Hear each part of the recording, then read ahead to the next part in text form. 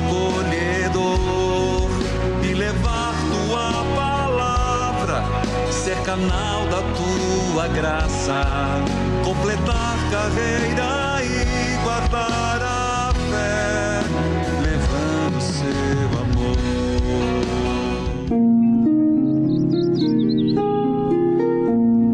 E nós estamos aqui neste monte em Atenas.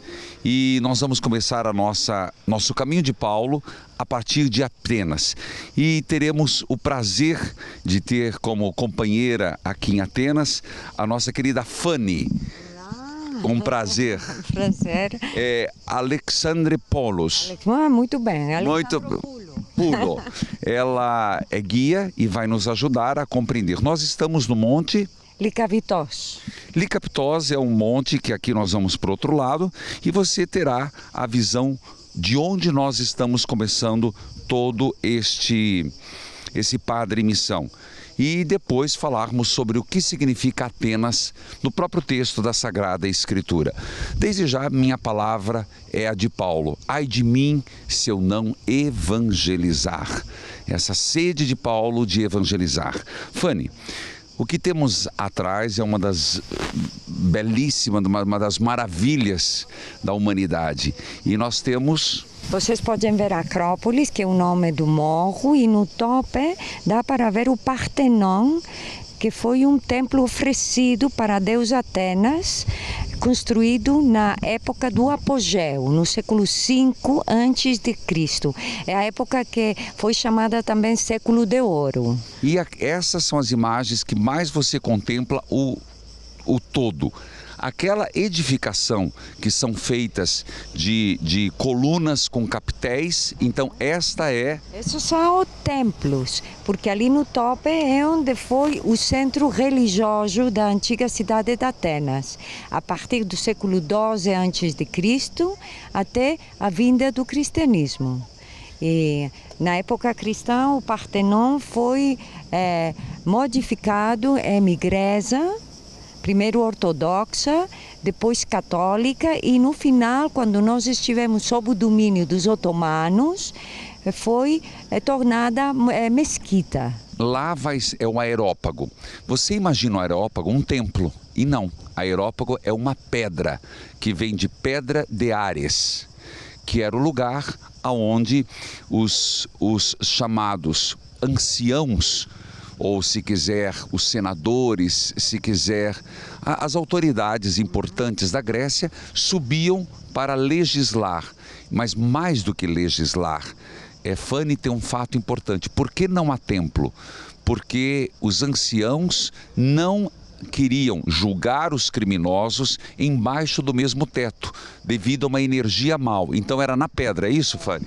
É sim, no ar livre fazíamos o julgamento. Eu gostaria de convidar você em casa, também pode ler Atos dos Apóstolos, capítulo 17. Por favor, Bíblia aberta, cartilha de oração, meu filho. Atos 17. Acontece o seguinte, as viagens missionárias não começam aqui. Paulo, ele era judeu e romano. Ele foi a uma cidade, está aqui no Atos 17, versículo 1, na cidade de Tessalônica, que ele acaba dizendo que era um povo mal educado. Ele diz, porque quando ele chega em Bereia, ele diz que era um povo mais educado. Então o que a gente entende? Na Tessalônica, ele veio de Anfípolis, a Polônia, e chegaram a Tessalônica. Foram até a sinagoga. E Paulo foi lá 3 sábados e falou das Sagradas Escrituras. E o povo de Tessalônica começou a compreender. Detalhe importante, lá estava com ele Paulo e Silas. E conseguiram convencer algumas pessoas que se juntaram a eles. E era grande o número de não-judeus convertidos, portanto, não-judeus, os pagãos. E começaram a ficar incomodados. A sociedade ficou com inveja. O que aconteceu? Juntaram os malandros de ruas e você vai depois conferir tudo isso, tá lá. Eu só estou contando para você compreender como chegou em Atenas. E atacaram. Paulo e Silas estavam na casa de Jasão. Quando perceberam que a coisa estava feia, Jasão pediu que Paulo e Silas se escondessem. E a comunidade foi atrás de Jasão. Não encontrando Paulo e Silas, levaram Jasão para o tribunal. E tudo bem, pagaram uma fiança, literalmente, pagaram uma quantia exigida, foi solto. Nisso, quando anoiteceu, Paulo e Silas foram para a cidade de Bereia. E lá ele diz, pessoas eram mais bem educadas do que Tessalônica. E começaram a pregar. O que aconteceu? Muitos não judeus, portanto pagãos, começaram a se converter. Mulheres nobres, homens. O que aconteceu? O pessoal de Tessalônica ficou sabendo. Foram até Bereia e nisso Paulo foi convidado a fugir. É quando Silas e Timóteo fica e Paulo vem para Atenas. É o que sabemos. Chegou em Atenas. Como ele chegou? A grande tradição, mas não existe nada assim significativo sobre isso. Sabemos que uns que veio a caminho, mas Fanny tem uma outra versão. Veja lá. Há também uma informação que talvez ele veio de mar, de barco, porque sempre de barco era muito mais fácil viajar do que por terra.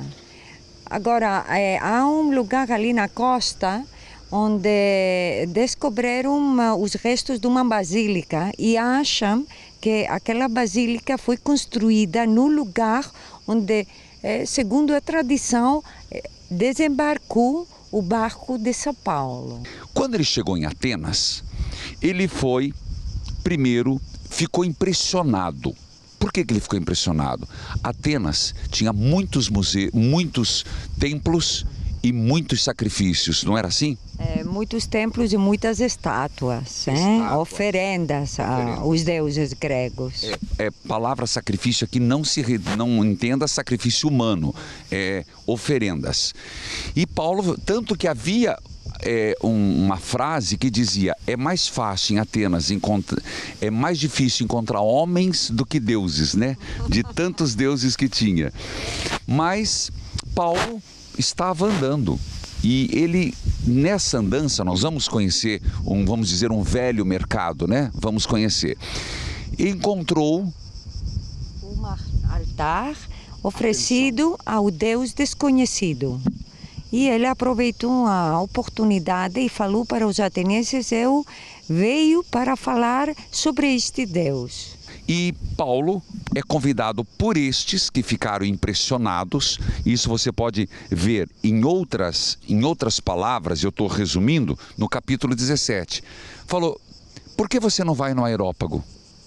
Por que você não vai lá pregar? E ele aceitou, não foi? E isso é muito importante para ver a mentalidade dos atenienses. Os atenienses não tinham medo de ouvir coisas modernas, novas, estranhas, porque eles estavam sempre ouvindo novas ideias, filosofias.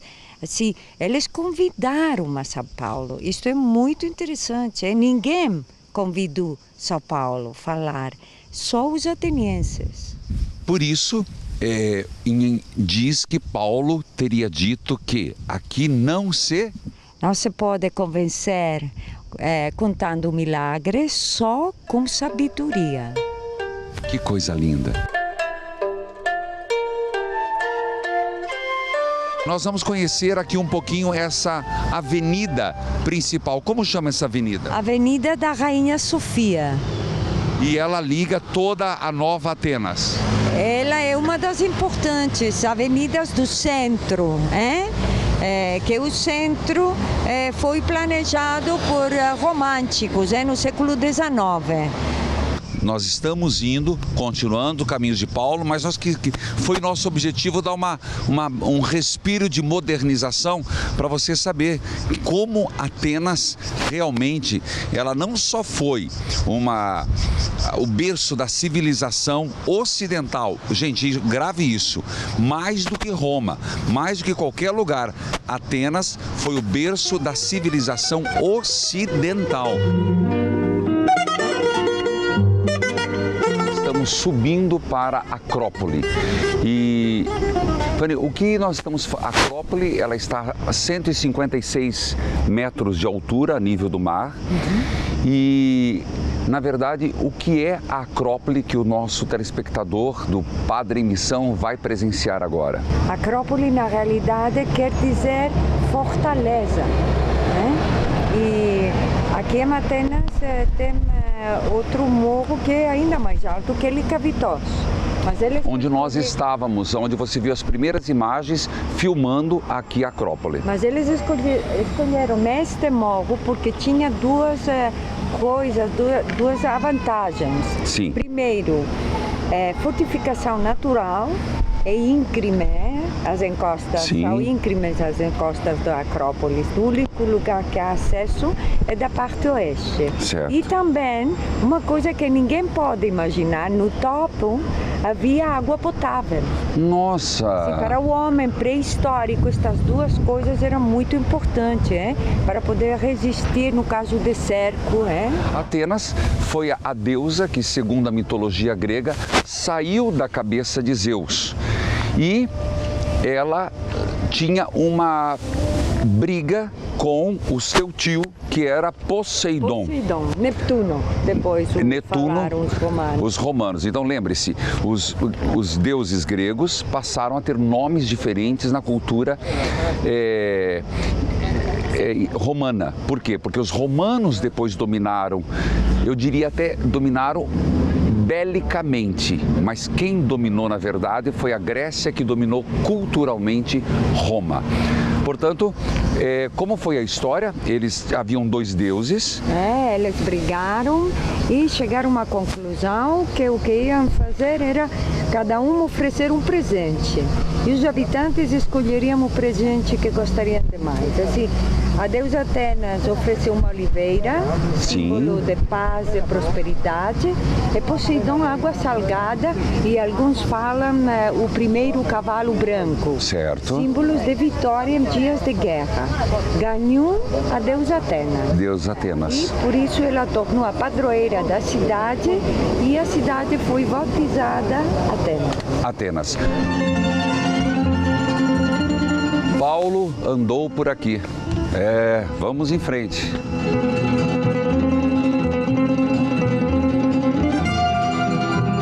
Chegamos aqui, Acrópole. A céu aberto. A imagem para quem sobe encantadora. Olha o que nos aguarda. É uma volta ao tempo impressionante.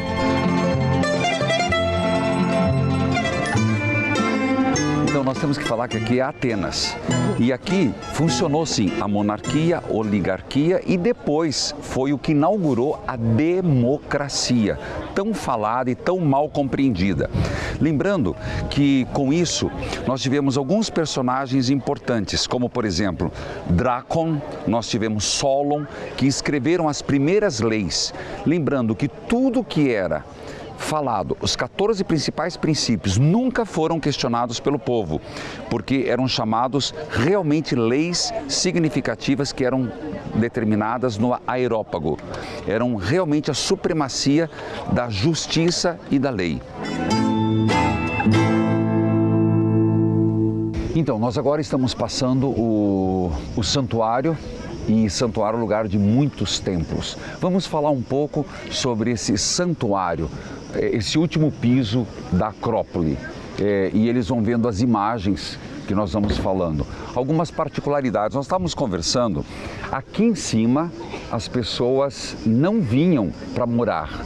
Aqui era para rezar, Fanny? Isso, era para rezar, para fazer oferendas a deusa Atenas, a todos os deuses gregos, certo, mas com prioridade a deusa Atenas. Atenas. E para morar era lá embaixo, a cidade? Lá embaixo, onde agora fica a placa. Onde fica? O bairro tradicional. O bairro tradicional. E do lado vai ser o aerópago, né? É do outro, na meia descida. Tá, que foi o Tribunal Superior. Sim. Vamos falar um pouco sobre os templos. Os templos, aqui em cima, nós temos o Partenon. O que você diria sobre o Partenon? O Partenon foi construído em honra da deusa Atenas. para agradecer a deusa pela vitória na guerra contra os persas. Os persas, começa a aparecer. Isso nós estamos falando que ano, mais ou menos?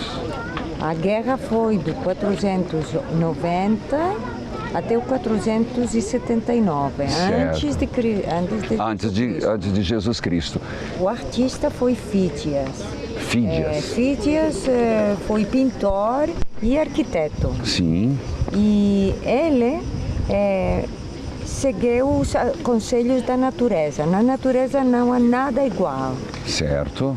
Como, por exemplo, no corpo do homem. Certo. E os gregos chegaram a uma conclusão que talvez esta desigualdade dava também esta sensação de movimento, de beleza. E eles tinham os conhecimentos geométricos e matemáticos para poder aplicar nas suas criações o que a natureza aconselhava. Além disso, existe um outro local que é o templo que foi para Atenas e para Poseidon. O Erecteion. Como é o nome? Erecteio. Isto? Onde há as meninas aquelas, as cariátides. Cariátides. Em vez de coluna. Que na verdade, cariátide, como é que é a história? Cariátides, segundo uma versão, certo. Segundo uma tradição, foram umas meninas da cidade de Cariés, que é uma cidade que fica no sul da Grécia, no Peloponeso. Ainda hoje, há um vilarejo com este nome. Certo. E na entrada tem um pórtico com cariátides. Atenas teve uma guerra contra Cariés. Cariés, a cidade de Cariés. Atenas ganhou na guerra. Pegaram todos os habitantes da cidade derrotada como escravos. Os homens, as mulheres e as meninas. As meninas eram muito lindas. E dali tivemos em Atenas a expressão bonita, linda como cariátide. As estátuas as acharam muito lindas e por isso foram batizadas assim. Entendi. Mas ainda hoje, às vezes, os poetas gregos, quando querem falar da beleza de uma jovem, falam como uma cariátide.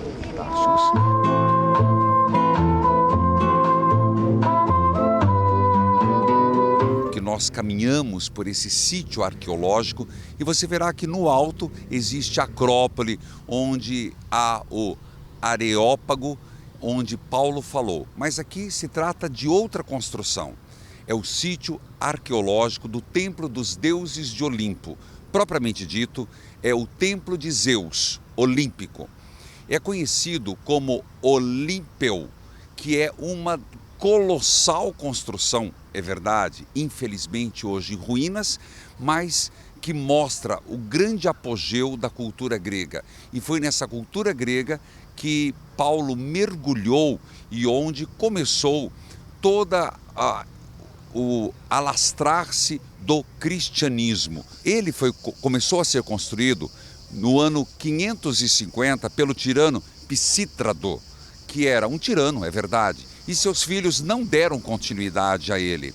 O que aconteceu é que ele ficou em desuso, inacabado, tanto que quando Aristóteles, o filósofo, vinha aqui, atenção, o que ele dizia? Olhem para esse templo.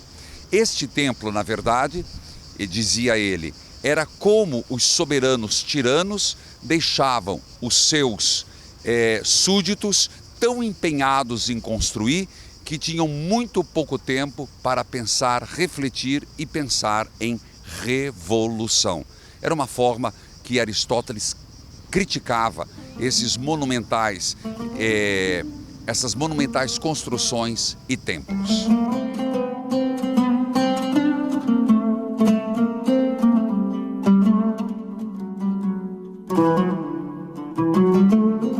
Portanto, divido com você essa primeira parte, que é importante você se contextualizar que nós estamos em Atenas, a capital ocidental do pensamento, e tudo a ver com o que Paulo se propõe a fazer aqui. Ir até os confins do mundo, propagar o Evangelho a todos. Sigamos com Padre em Missão, que você vai aprender muito mais.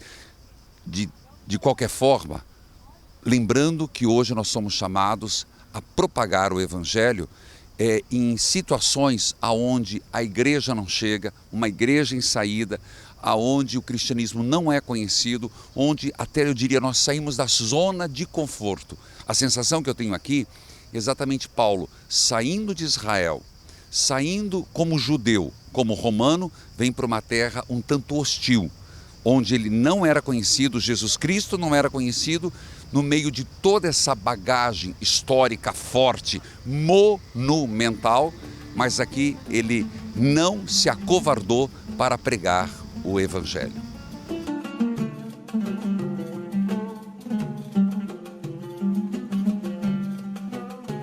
E nós estamos agora em frente ao Estádio Olímpico. Claro, como vir a Grécia, a Atenas e não falar das Olimpíadas. As Olimpíadas, na verdade, elas aconteceram como uma homenagem ao deus Zeus, que na verdade, lembre-se, Olimpíadas vem da cidade de Olimpo, que fica exatamente aonde, Fanny? Olímpia fica no Peloponeso, no extremo sul da Grécia continental. Mas daqui fica um pouquinho afastada, 4 horas de carro. Umas 4 horas de carro, mas é de lá que sai a chama a chama olímpica que vem para as Olimpíadas, é isso? Acende uma chama olímpica ali com a torcha e com a ajuda dos raios do sol. Atrás é até o estádio olímpico, aqui em Atenas, de corrida, e daqui é o país que organiza os Jogos Olímpicos. E as imagens que você está vendo é uma réplica do estádio romano que foi feito no século XIX. Sim, para festejar aqui os primeiros Jogos Olímpicos no 1896. O chamado Jogos Olímpicos da Idade Moderna. E ali foram colocados alguns elementos dos antigos estádios. Isso, 2 pilares que nós chamávamos stiles, e eram para marcar os limites do estádio, e é o único que restou do antigo estádio. Lembrando que se celebrava as Olimpíadas de 4 em 4 anos em homenagem ao deus Zeus. E eu gostaria agora de dividir com você um texto de São Paulo, a segunda carta que ele escreve aos Timóteos, que certamente Paulo, nesse mundo onde nós estamos vivendo, o inspirou a escrever esse texto. 2 Timóteo, capítulo 4, versículo 5, mas o contexto ele está dizendo, atenção, haverá momentos em que vocês vão ouvir muitas lendas, fiquem com a verdade. Versículo 5. Mas você seja moderado nas situações, suporte o sofrimento, faça o trabalho de um pregador do Evangelho e cumpra bem o seu dever de servo. Agora, o que tem a ver com Olimpíada? Aquilo que Paulo viu, tanto nos gladiadores como nas Olimpíadas aqui na Grécia. Quanto a mim, a hora chegou de eu ser sacrificado e já é tempo de deixar essa vida. Fiz o melhor que pude na corrida.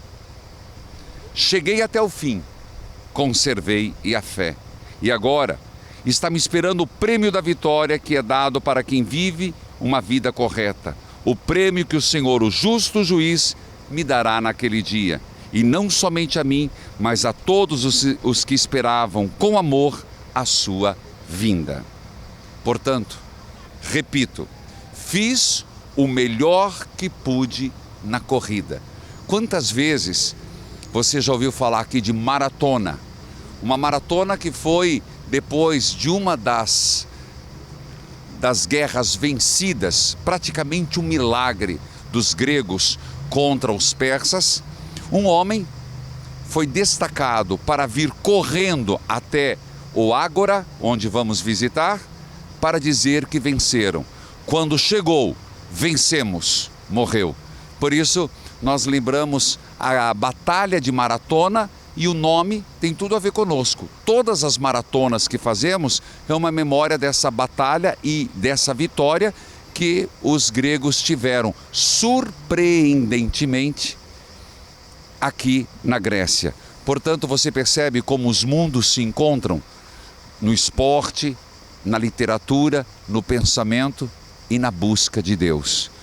Combati um bom combate, dei o melhor de mim na corrida, e o que me aguarda é o prêmio em Deus. Por falar em prêmio, vou tentar mostrar uma das coroas que eram muito comuns e que aqui se tem para vender. É um adorno que se encontra na rua, que era a coroa que se dava para aqueles que chegavam no final ganhadores da Olimpíada.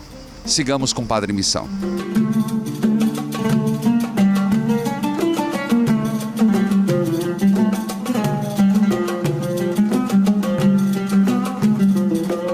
Temos aqui, ó, um guerreiro grego. E ele está aqui e nós vamos mostrar como é seu nome? Ποιο είναι το όνομά σου? Leonidas. Muito bem. Leonidas. E o Leônidas está com uma armadura, como os gregos usavam. Lembra aquela história de São Paulo? O capacete da salvação, o elmo, a couraça da justiça e depois, como diz a Sagrada Escritura. Mas aqui ele está com uma lança. Você teria vontade de ser de fato um guerreiro? Λέει ότι θα σ' άρεσε στην πραγματικότητα να είσαι ένας πολεμιστής. Θα μ' άρεσε πάρα πολύ. Yes. Ele gostaria. Gostaria. Podemos tirar uma foto porque aqui me parece que este aqui é o que se recebia na Olimpíada quando se ganhava. Aos vencedores. Era dos prêmios dos vencedores. A coroa de folhas de oliveira. A coroa a pessoa sofria para ganhar uma coroa de oliveira. É muito pouco, brincadeiras à parte. E posso me trajar para fazermos uma foto? Μπορεί να βάλει την κόρα. Sim, Vamos lá. Vamos lá, gente.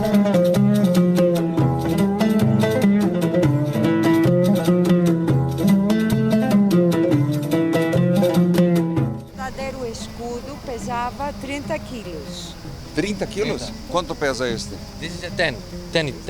10 quilos. 30 quilos, gente. Você imagina, ó, aqui, ó. E como os espartas. Não era assim? Olha lá. Como você faz? Sim? Olha lá. Obrigado. Obrigado. Bom, gente, é assim que a gente vai mostrando como é que eram os guerreiros, como é que eram, na verdade, um pouco lúdico, mas na verdade é bem isso. A coroa da justiça, a coroa de quem tudo levou a palavra de Deus. Amém? Nós todos!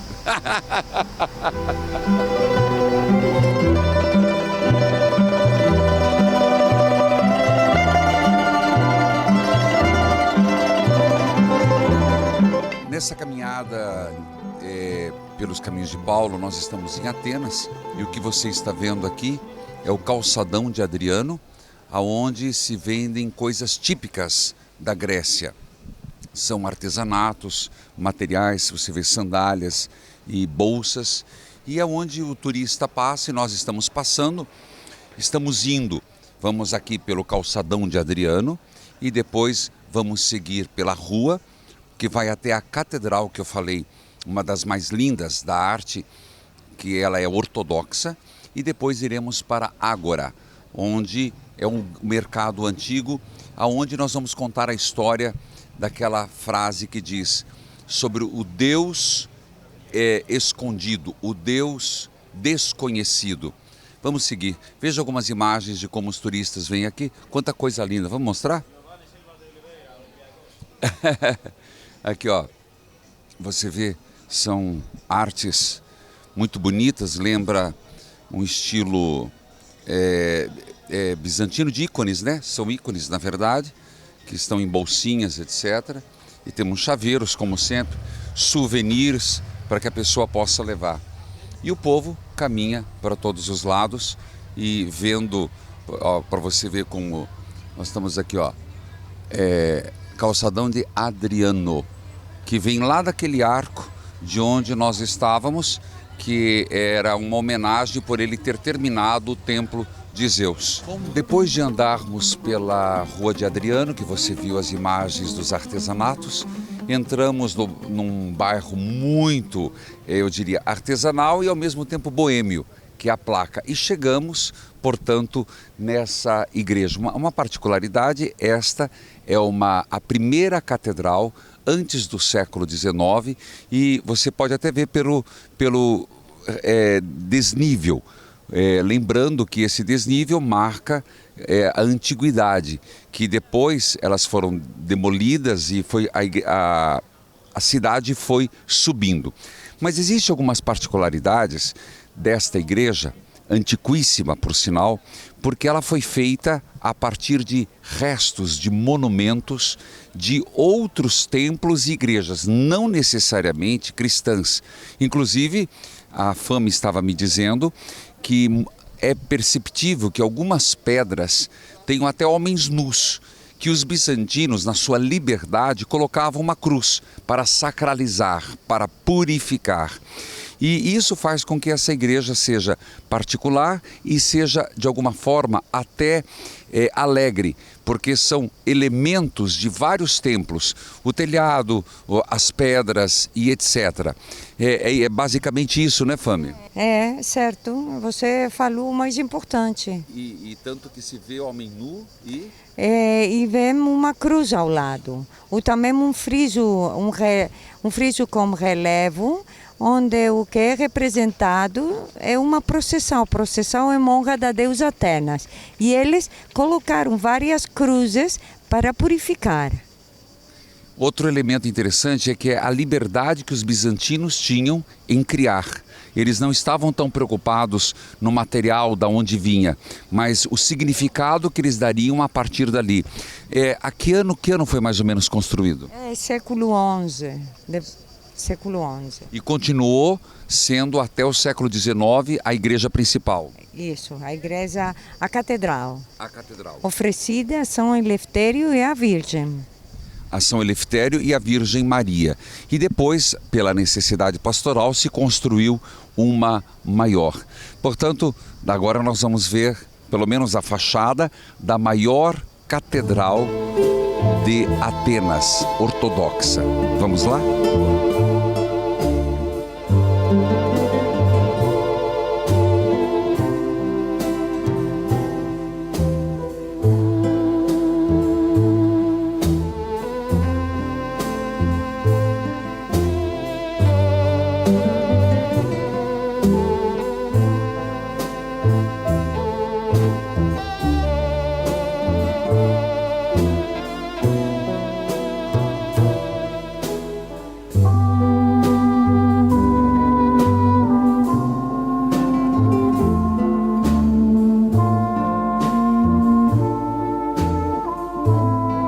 Chegamos à igreja, que é a atual, agora, Catedral Ortodoxa, que é pós-século XIX. Você vê os afrescos e ela tem uma particularidade. Qual a particularidade desta atual? Está feita de 70 igrejas destruídas. E é estilo neoclássico, é uma originalidade porque, em geral, aqui na Grécia fazem todas as igrejas de estilo bizantino. Mas aqui temos uma exceção, estilo neoclássico, e a utilizam para todas as missas importantes de todos os políticos. Juntamos aqui para a missa do Natal, na Páscoa. Portanto, você está diante de um símbolo imponente no centro de Atenas, que é a Catedral Ortodoxa. Por isso, daqui nós estamos indo para outro lugar importante, onde vamos terminar essa etapa do Padre Missão, que é o antigo mercado. Ágora. Ágora. Então sigamos agora para Ágora.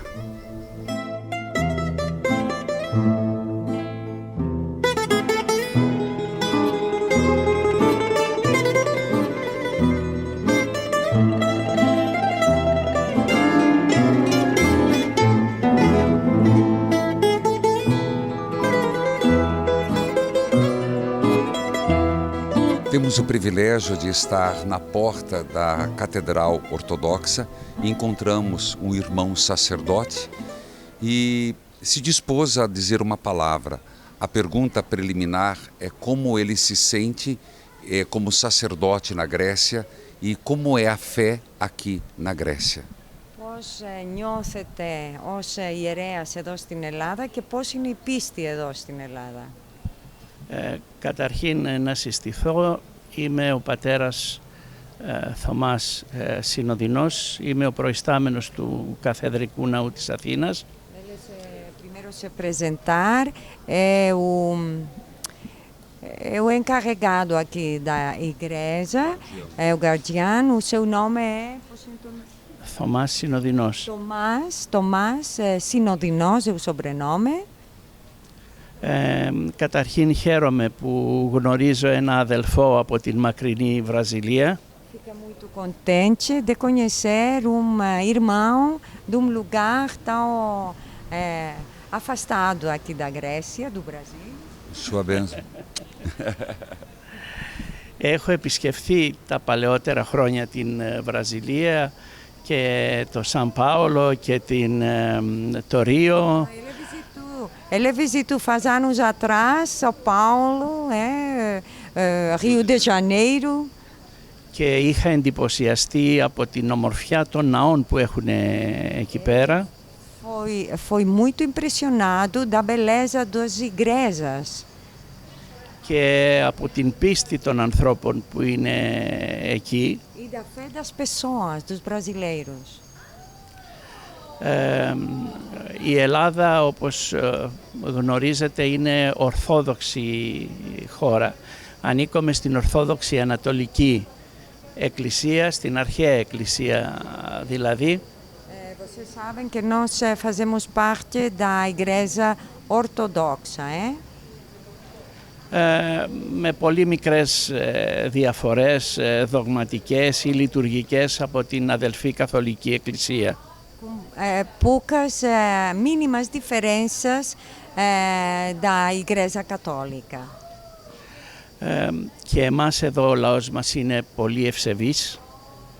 E aqui na Grécia os gregos têm uma fé muito forte. Quero agradecer o tempo e a amabilidade.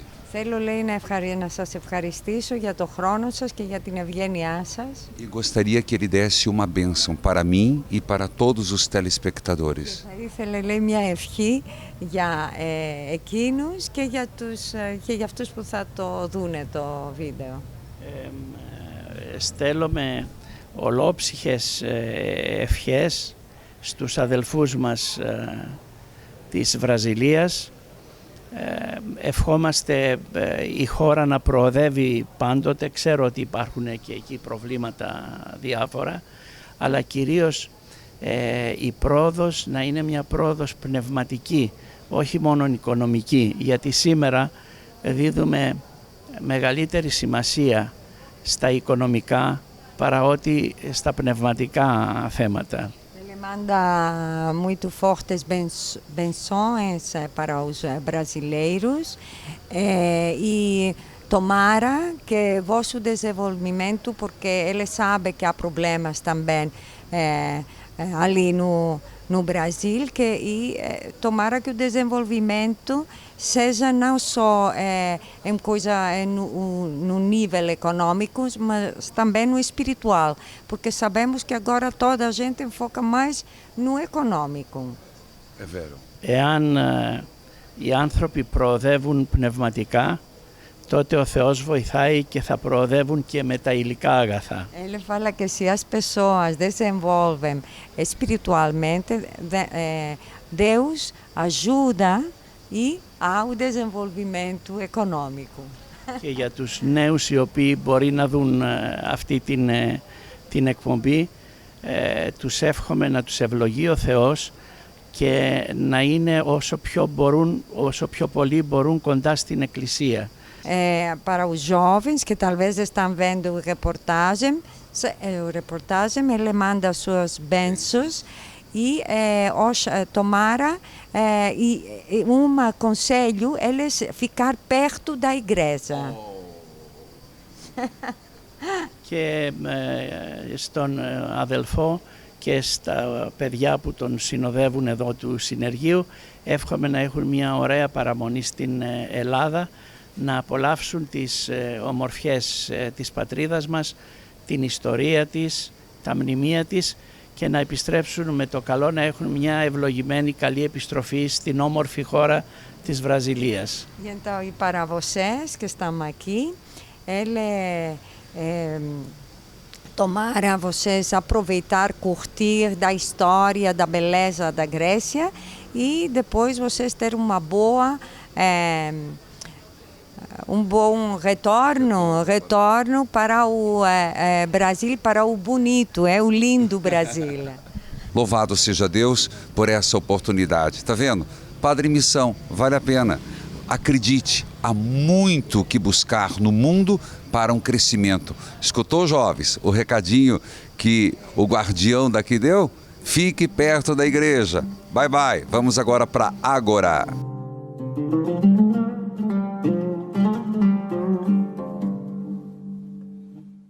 Nós chegamos a uma parte importante.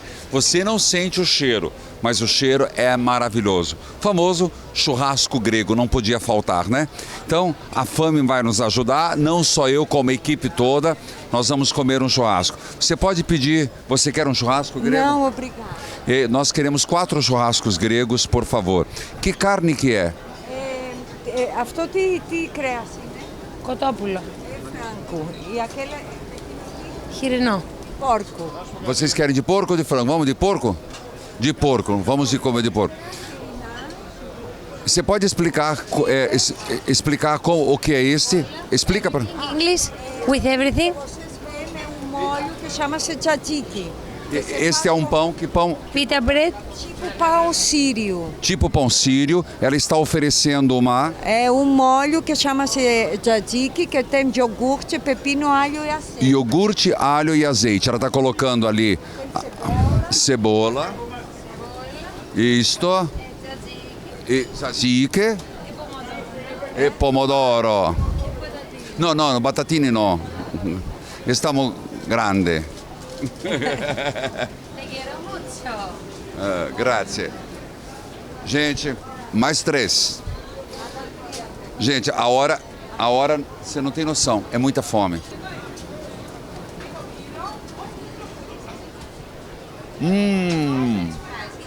No fries. Chega de comer batata frita, né, gente? Não fale com a boca cheia, padre. É bom demais.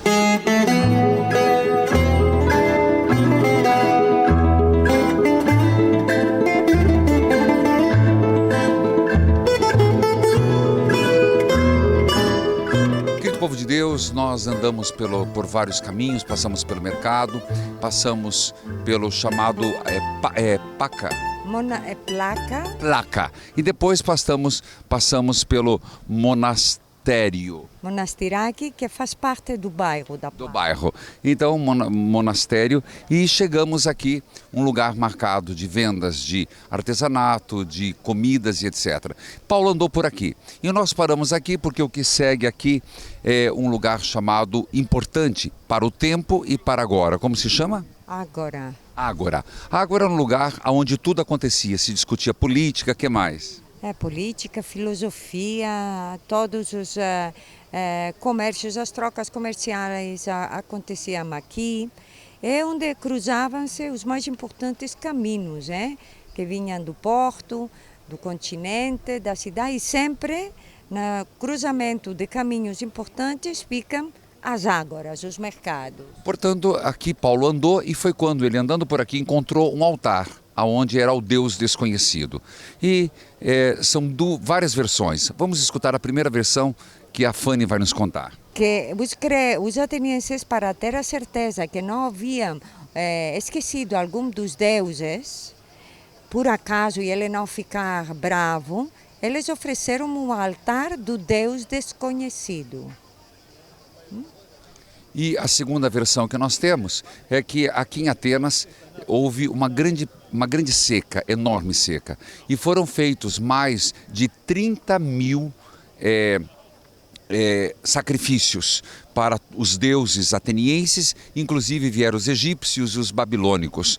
Não dando cabo, encontraram um homem chamado Esquisito, que era um homem que disse, olha, eu vou agir dessa forma, soltem as ovelhas e que elas andem pela Acrópole e lá onde elas pararem, é onde terá o altar do Deus desconhecido. Portanto, foi esse Deus desconhecido que levou o próprio Paulo a tomar essa iniciativa. É aqui que eu vou falar. Para eles, um Deus desconhecido. Para mim, alguém que encontrei no caminho para Damasco, Jesus Cristo. Você gostou desse Padre Missão? Que legal. Fico feliz, dá um like, põe para frente, indique para os amigos e vamos ter muito mais Padre Missão nos caminhos de Paulo. Que Deus os abençoe, em nome do Pai, do Filho e do Espírito Santo. Amém.